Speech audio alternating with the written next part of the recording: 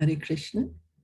We continue reading from Bhagavad Gita as it is. We are on chapter 4, Transcendental Knowledge, text 10. Vitaraga bhaya krodha manmaya mam upashritaha bhagavad jnana tapasa puta madbhavam agataha. Translation and purport by His Divine Grace, A.C. Bhaktivedanta Swami Srila Prabhupada. Being freed from attachment, fear and anger. Being fully absorbed in me and taking refuge in me. Many persons in the past became purified by knowledge of me, and thus they all attained transcendental love for me. So Krishna is saying, anyway, let's read from the purport first. As described above, it is very difficult for a person who's too materially affected to understand the personal nature of the Supreme Absolute Truth. Generally, people who are attached to the bodily conception of life are so absorbed in materialism that it is almost impossible for them to understand how the Supreme can be a person. Such materialists cannot even imagine that there is a transcendental body which is imperishable, full of knowledge, and eternally blissful. In the materialistic concept, the body is perishable, full of ignorance, and completely miserable. Therefore, people in general keep this same bodily idea in mind when they are informed of the personal form of the Lord. So what happens is, when we are not able to think anything beyond my body and whatever is connected to my body, if I relate everything, I'm this body and all that is connected to my body, that's the only important thing, and that is what life is about, then I will not be able to understand that there is a person whose form is not material. So because my body is material and it's full of misery, birth, death, old age, and disease, and that's the only my conception, I am not able to understand, oh, it's possible that there is a spiritual form which is full of eternal, it's full of bliss, and it's full of knowledge.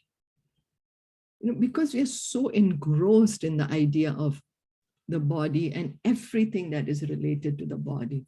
So we are not able to understand, oh, sure, why not? Why not? Why can there not be a person whose form is spiritual, who's transcendental?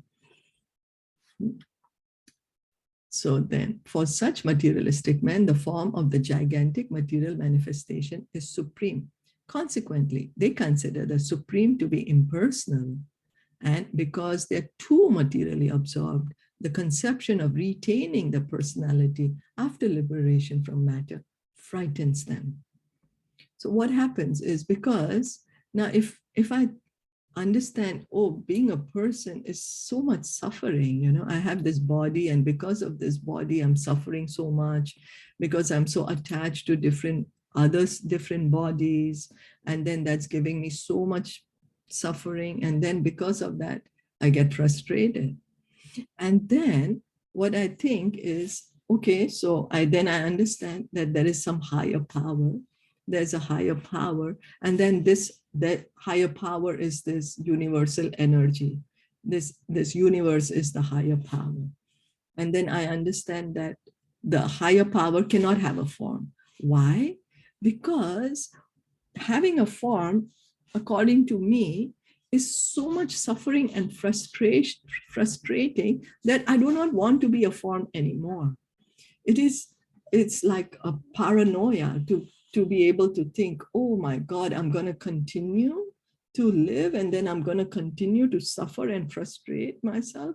Better, I think that I'm not going to be a person anymore. I will just become some energy.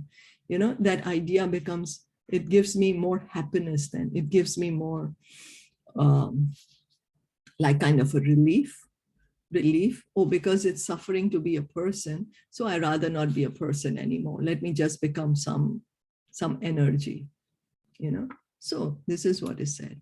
Then when they are informed that the spiritual life is also individual and personal, they become afraid of becoming persons again. And so they naturally prefer a kind of merging into the impersonal void. So because I'm afraid, I don't want to be a person. Being a person means I have so many defects, I have so much suffering, I have so much frustration, I do not have perfect knowledge. So rather, let me just merge into this energy, this universal energy. I think that will be better for me. Now, so generally they compare the living entities to the bubbles of the ocean, which merge into the ocean. That is the highest perfection of spiritual existence, attainable without individual personality. So what happens? Oh, I don't want to be a person anymore.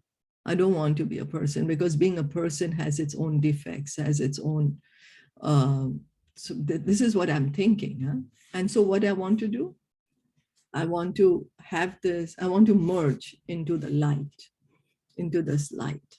This is a kind of a fearful stage of life, devoid of perfect knowledge of spiritual existence. So then, but that means my knowledge is still not perfect. It's not perfect because I just want to give up my individuality. That I want to say after I die, I want to achieve this perfection. I want to achieve a spiritual perfection by just entering into the light and becoming nothing then, basically. But that my knowledge is not yet perfect. I still have further knowledge to acquire. Furthermore, there are many persons who cannot understand spiritual existence at all, being embarrassed by so many theories and by contradictions of various types of philosophical speculation. They become disgusted or angry and foolishly conclude that there is no supreme cause and that everything is ultimately void. Such people are in a diseased condition. So now, for example, I start thinking that I think now there's so many different philosophies happening. There's so many different groups. Every group is telling me that they are the best and I should follow what's happening. I don't know. I'm confused. And so I'm going to think that there is nothing, that there is no God. I'm going to just, that's going to be my belief. And that after I leave the body, everything is zero. After I die, I'm going to become a zero. I'll just vanish into thin air. So this is also an incorrect thinking. Some people are too materially attached and therefore do not give attention to spiritual life. Some of them want to merge into supreme spiritual cause, and some of them disbelieve in everything, being angry at all sorts of spiritual speculation out of hopelessness.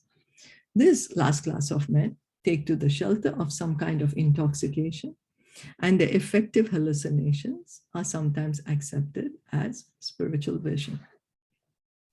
So then, now if I think that I'm just the body and there is nothing more than the body, or and that's the reason I'm not even going to bother to find out if there's something beyond the body, or if I want to merge into the supreme energy, the supreme light, or if I want to say there is no supreme Lord, there is nothing there, and I take up intoxication and hallucination, then it's not going to lead me anywhere. I still have to come to the point of perfect knowledge. My journey is not yet finished because I have not reached to the stage of perfect knowledge.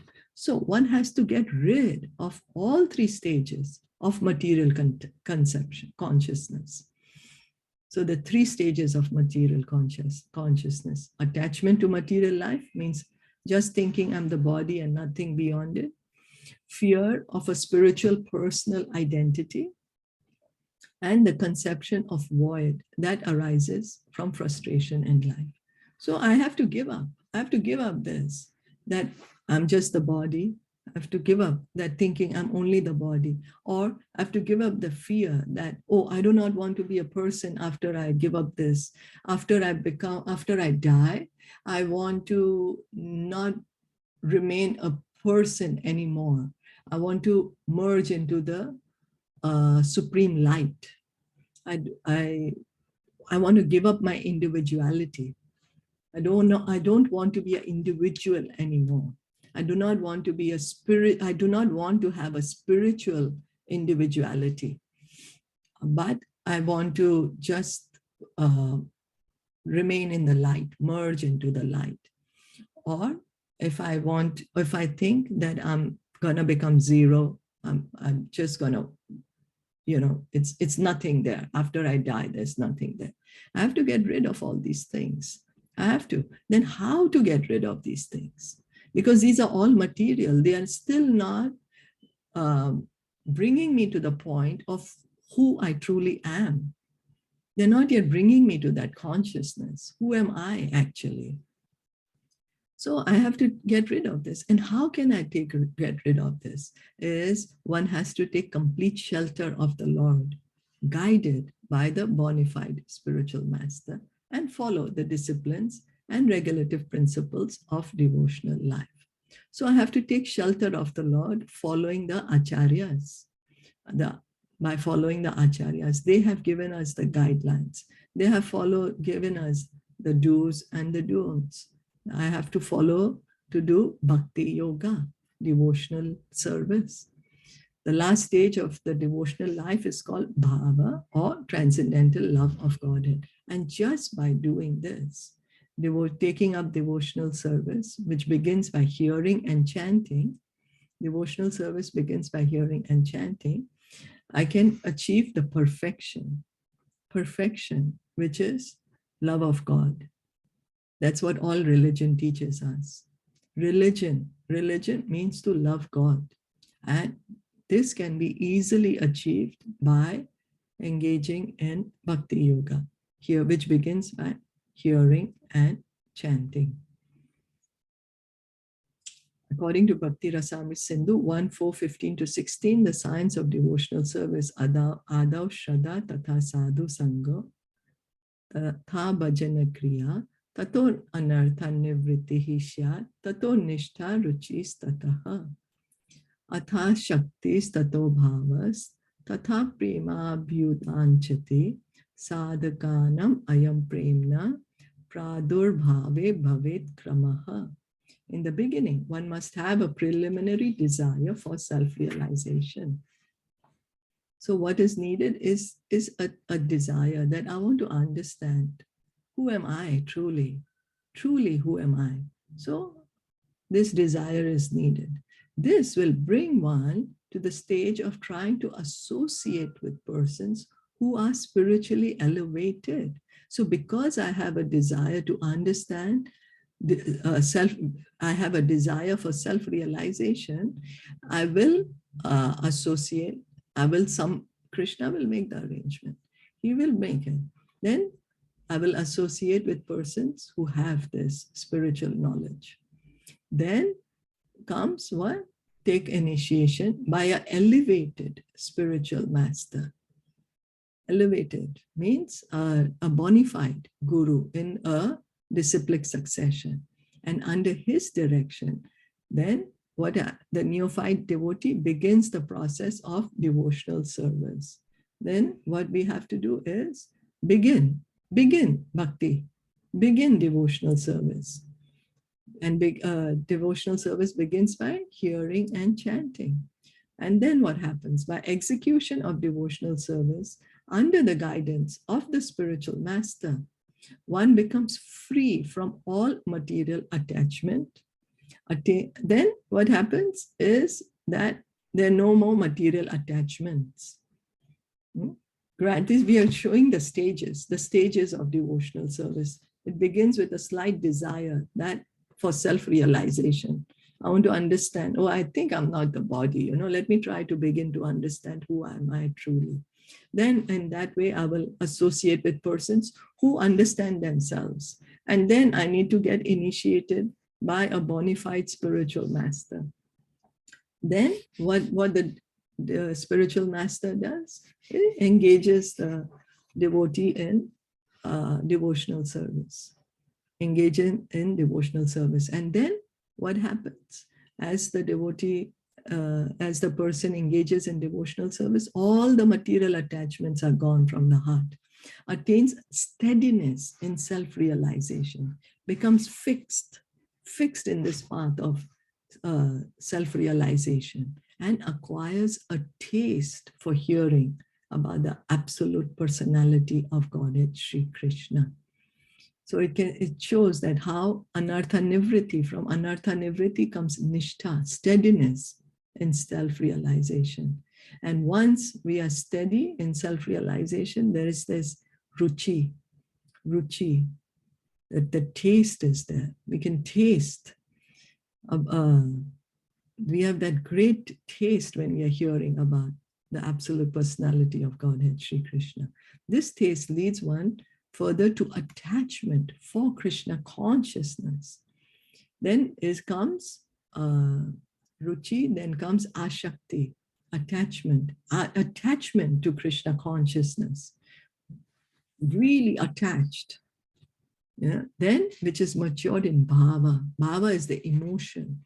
Then there is emotion for Krishna, or the preliminary stage of transcendental love of God. And real love for God is called prema, the highest perfectional stage of life. So the highest perfection of life is prema, love of God, love for God. In the prema stage, there's constant engagement in the transcendental loving service of the Lord. So what does one do when we love someone? We are always expressing our love for that person by doing something for them, by thinking about them, by speaking about them, by doing something for them, and that is the perfectional stage of a living entity, this loving devotional service to the Lord. So by the slow process of devotional service, under the guidance of the bona fide spiritual master, one can attain the highest stage, being freed from all material attachment. So what gradually, now we can see it's a gradual process, right? It begins just with a slight desire that I want to understand myself. Who am I? Self-realization. I want to know myself. Just by this, and gradually, we are getting the highest stage. What is the highest stage? We are completely free from material attachments, no more material attachments. And we are also free from the fear that, oh, even after I give up this material body, when I attain my spiritual form, I still have a body. So otherwise we become fearful of that, because any thought of body means suffering, means defect, means incompleteness, means, not perfect knowledge, all that fear is there. So that's why we say, no. After I give up this material body, I don't even want a spiritual body. But we can see by this gradual process of devotional service, we will give up this fear of a spiritual personality, that, oh, I have a spiritual personality. And also from the frustrations that result in void philosophy. Then one can ultimately attain to the abode of the Supreme Lord. So we can see just by devotional service, we can be situated in the correct position, our true position. We can get the true knowledge, the perfect knowledge, and we can go back home, back to God, and get the highest, most valuable thing that we have, and that is love for God, real love for God, prema. Is that okay?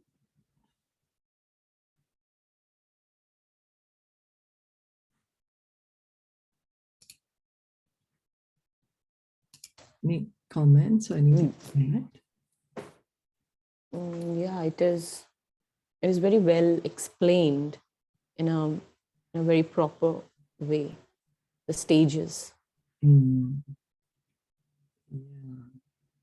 Bhakti. How Mm. sometimes it looks so difficult, and when we listen, then it seems it's so easy, but that is just that the desire in ourself is missing. Yeah. But also, you know what? Because if we say that, okay, right now I have just started hearing and chanting, but I want to immediately get prema. So then I'm asking for something which is unreasonable, because for example, if I sow a seed in the ground, then I have what I have to do. My duty is to water it, right? Because I want the plant, I want the fruit of that tree. So what I can do is water the plant every day, and then in due course of time, the fruit will come and I will be able to taste that fruit. So I just need to have that patience that, okay, I will just do the watering and the fruit will come to me one day. So similarly, what we have to do, we have to continue hearing and chanting. That is our watering process. So we hear and chant with enthusiasm and with determination. And then we need to keep the patience that all this will come. It will come in due course of time, because here it's written by the slow process of devotional service. Now, we might say slow, that means it may take me thousands of lifetimes. No, Prabhupada said it can be done in this one very life itself. It can be done in this one life itself. But what it is that we need to be patient. Everything will come.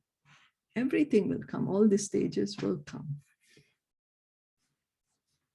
For some it may take one life, some may need to take another. It just depends again on our own desire, our level of consciousness. But it is like a sure shot path. It's the most shortest path, and it's the recommended path for this age of Kali. That hear and chant the Hare Krishna mantra. It's not that it was not then earlier. Like we've been reading, Kardama Muni was also doing devotional service along with yoga, and that's how he could see the Lord. So it will come.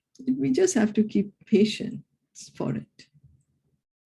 He did for so many years, and we want in just 100, he did for 100,000 years, and we just want in 100 days. But you see, because he was following the process of yoga.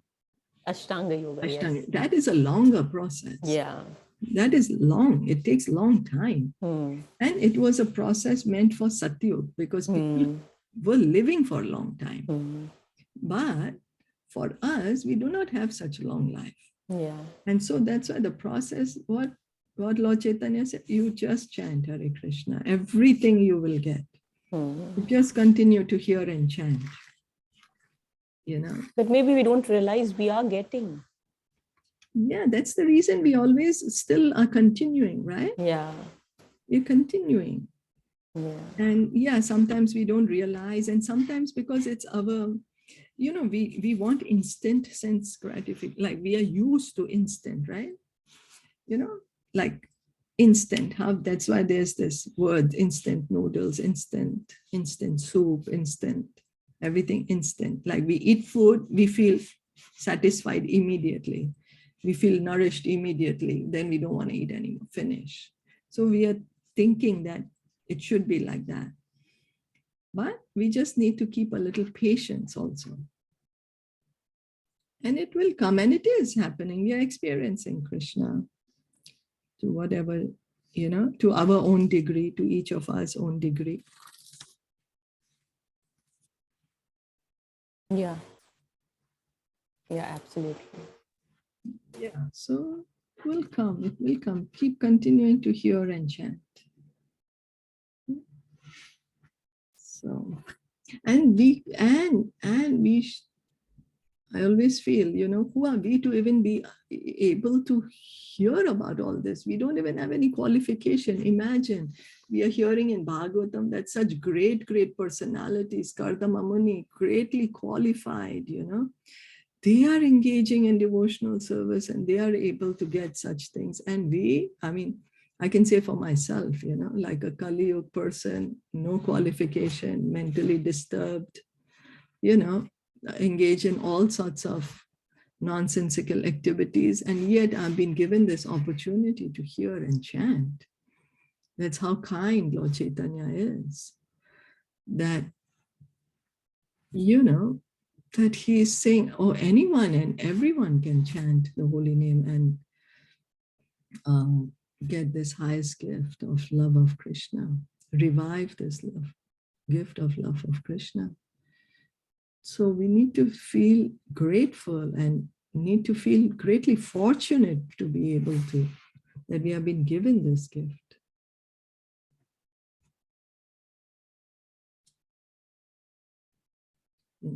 Yes.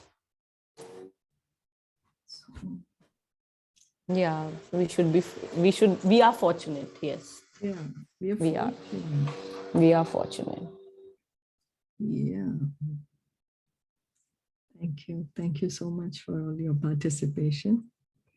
Bhagavad Gita ki jai, Shila Prabhupada ki jai, Gaur Premanand, Hari Bol, Hare Krishna.